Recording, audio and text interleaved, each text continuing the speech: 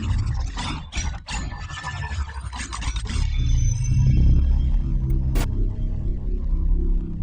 what's up guys? This is Chris from weartesters.com. Today we have the performance review for the Adidas Crazy Light Boost. So with that being said, let's go ahead and get right into it.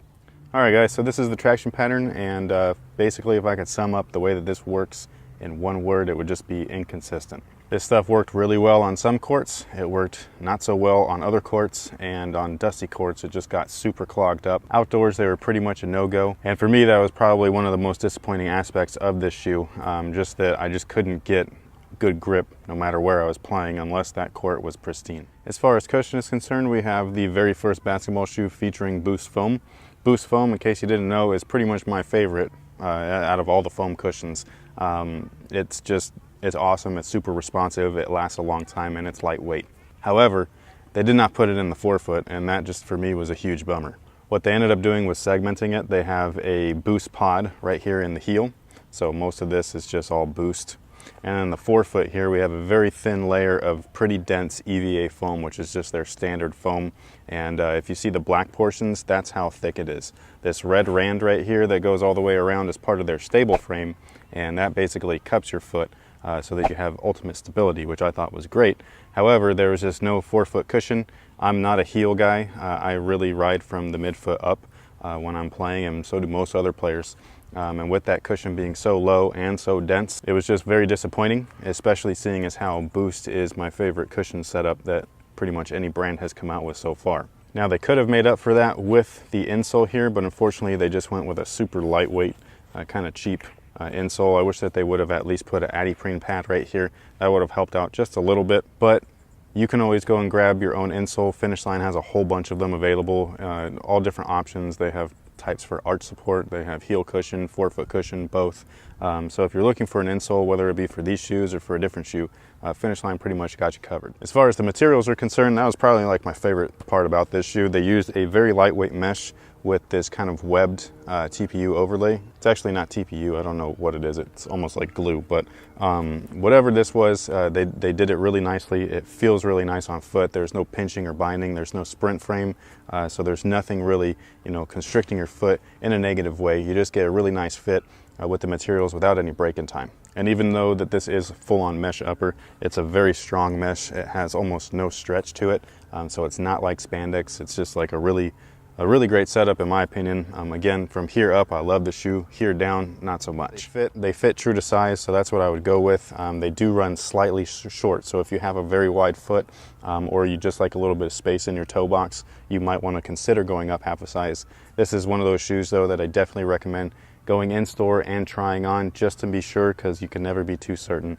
when you're buying online. In-store purchases are usually the best option to get that perfect one-to-one fit. Lockdown though was incredible. The way that they made this last, it just kind of wraps around your foot perfectly, mostly due to the mesh upper. When you have something as lightweight and as weak as mesh, you definitely want that to be as close to your foot as possible, and that's what they did here. And then the back of the shoe was great, great lockdown. I didn't even have to tie these up all the way. I laced them up to about right here, and it felt like playing in a really secure low top. So if you needed that additional support, you can always lace them to the top, but other than that, you were pretty much secured. Really great padding up in the heel and collar area, so no slippage whatsoever. And then the little cage back here kept your heel in place side to side. Ventilation on the shoe was pretty good. Again, it's mostly mesh upper. None of that mesh is truly restricted. You have some overlays here, but not enough to where it's going to restrict airflow.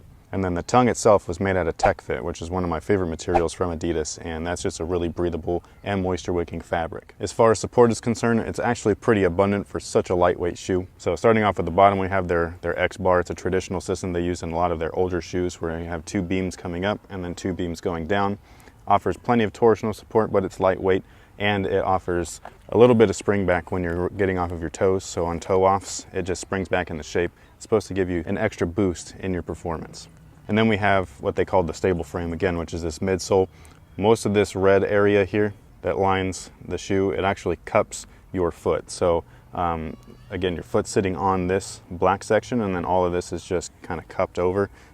You can literally fold it over, and it just keeps your foot in place. I really like that. I wish that more midsoles were like that, so that you're not sitting directly on top of the midsole, you're actually in the midsole a little bit.